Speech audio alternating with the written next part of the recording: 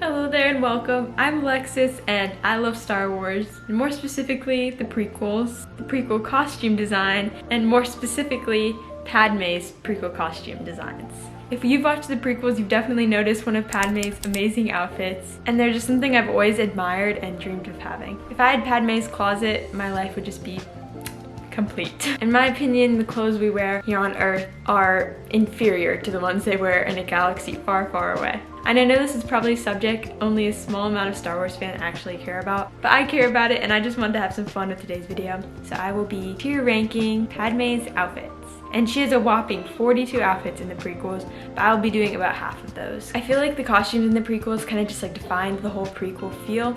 So thank you to the costume designer, Trisha Bigger. Oh, I just wish I could dress like that every day of my life. And so many of Padme's outfits, that's like my dream cosplay. But they'd probably be so expensive because she has such extravagant ones. So yeah, I'm gonna try to tier rank these on 5 tiers, S, A, B, C, and D. I love all of these outfits. I mean, honestly, I'd probably put them all in the S tier. But I'm gonna be a little more brutal and see which ones are my favorite and what ones I don't like as much. I might kind of be basing it off of like what I would wear too. Okay, let's start. First up, we have Padme's travel gown from episode 1, The Phantom Menace. I think the different shades of purple in this are super pretty, and parts of the sleeves are kind of shiny almost. I love that. The headdress thing is a little bit interesting. Things hanging down kind of remind me of like the Splatoon people. I don't know if you've ever seen that. And she has like her traditional queen makeup. I like this one, and I really like the crossings on her headpiece. B tier. It's not my favorite, but I like it. Next we have a Senate gown from episode 2. This one's also kind of shades of purple and blue, but I love how the sleeves split open to reveal her arms and more sleeves, and I love all the different layers that make up this one. There's some really nice beading and blue detail,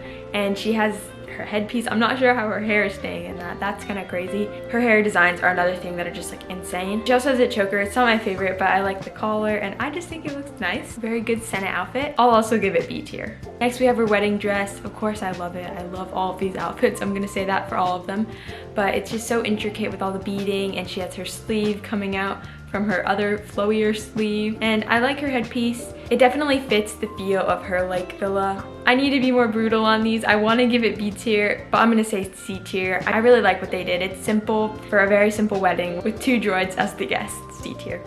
Next we have this velvet cloak look from her first appearance in Revenge of the Sith. This is when she meets Anakin after he comes from the battle over Coruscant. I think this one is gorgeous, paired with her almost Leia-inspired buns, which I think that's interesting because it's when she tells Anakin that she's pregnant with Luke and Leia. And I love it's paired with the droopy earrings. I think this one is beautiful and just very prequel-esque. A tier. Next is her Tatooine cape dress. I think this just looks so nice with the landscape of Tatooine in the background. And I love the simple like silver beading and how it crosses in the front. Also her hairpiece is super cool. She has a braid in the back and then a silver headpiece that sort of has buns in the side. I love this one. I've always just thought it was gorgeous, especially with the scenes that it's in. S tier. Next is Padme's Tatooine peasant disguise from Phantom Menace. Her hair looks really nice in this one and the braids, but it's just kind of poofy and odd. I don't know, it just looks a little goofy and it's not very beautiful or anything, of course. I knew I had to put ones I wasn't gonna like as much in here, and I'm gonna give this D tier. But that doesn't mean I still don't like it. I love all of these designs. And you knew I was gonna include this one, Padme's meadow picnic dress. It is just so gorgeous. This is another one where I think the landscape she's in definitely adds to it. I want this outfit. Like, her hair is awesome. She has some curls, the 2 buns on the side of her head. Also, there's some ribbons tied around her hair and arms. That's super unique. And I love how the sheer part on the front is just like draped over her.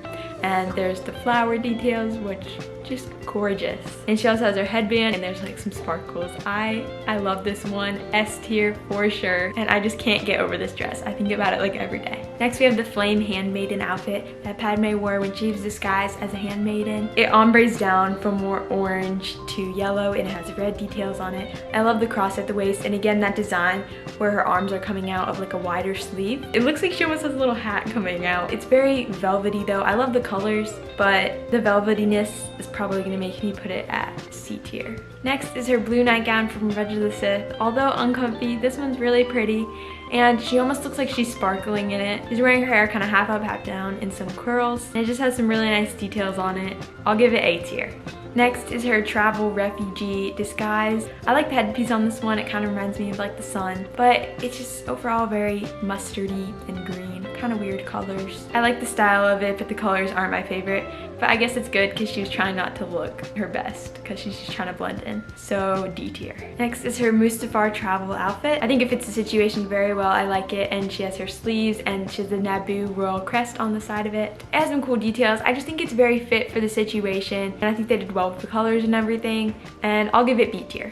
Next is her funeral gown. As sad as this is, it is a beautiful dress. It's glittering and it looks like water. She has her hair spread out with flowers in it. Of course, her Japor snippet in her hand in remembrance of Anakin. It's just beautifully done, and it's very fit for the situation again, and I'll give it A tier. Then we have her black corset, fireside, and dinner gown. The silhouette of this one is very pretty. It's very sleek, definitely, but it also looks kind of uncomfortable, especially with that big thing hanging down from her neck. I don't know what kind of necklace that is, but okay. Her hair isn't as extravagant as usual, and she has this headband which looks spot on to the ones that the pilots wear. Like in the opening scene of Revenge of the Sith, Obi-Wan and Anakin are wearing them.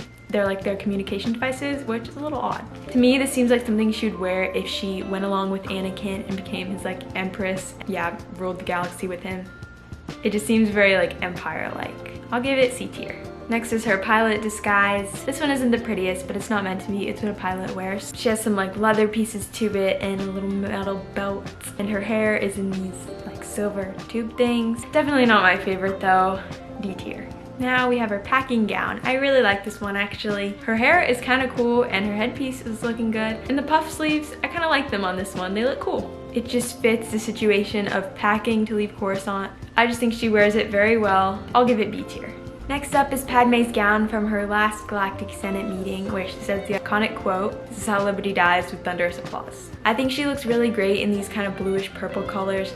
One of my favorite parts of the outfit is her headpiece. It resembles, of course, the Jedi Order and rebellion symbol. And just there's so many different layers and pieces that just give it a really pretty silhouette, I guess, and look. Bottom there's just a little bit of velvet, which I think is good. They didn't go too hard on the velvet on this one, but I really just love it. There's just something about it that just looks great. I'll say A tier. Then there's this green velvet cloak dress.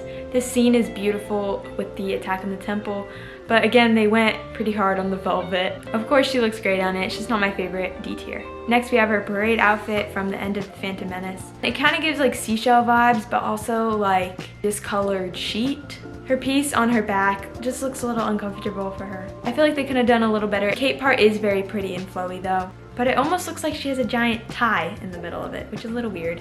D tier. I know all of my Star Wars girls have dreamed of this next one, and it is her lake outfit where Anakin tells her, "I don't like sand," especially mixed with the beautiful scenery of her lake house. It ombres from the yellow to the pink, and it's so flowy, and the metal pieces are really beautiful too, and I love her hair. It's super unique. Oh, I want this one. S tier, no question at all. Next is her iconic Geonosis Battle Arena one. I think this one's probably the most commonly cosplayed one because it's pretty simple, but it's just all white and she has a cloak with it and her boots, and her hair in this one is just amazing. I do not know how it is staying like that, or who does her hair like that while she's in the middle of Tatooine. But this one's just a classic. It's awesome. A tier.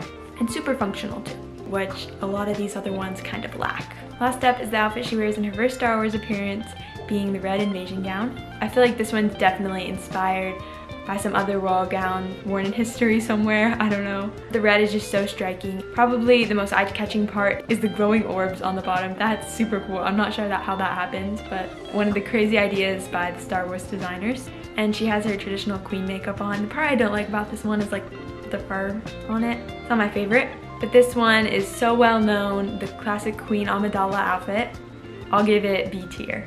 Thanks for joining me while I tier rank all of Padme's outfits. I love all of them so much. It's hard to put one in a lower tier, but yeah, I just had to be brutal. I'm more than jealous of her closet, and I think about her outfits every single day when I'm trying to pick out my boring clothes. I know this video may not be as popular because not as many people care about Star Wars fashion, but it's another thing that just makes it special to me. Padme is such a fashion icon, and what I would do to dress like her every day. Come on people, let's make this normal. I feel like the closest we can get to normal Star Wars fashion is ponchos. I don't think Padme has a poncho, so maybe she should get one. The prequels all are amazing. These costume designers are amazing. Natalie Portman is amazing. These costumes are amazing. So thanks for fangirling with me for a couple of minutes. Comment below your favorite Padme look. But make sure to subscribe to my YouTube channel for more Star Wars content. And you can follow me on Instagram. Goodbye, and may the Force be with you.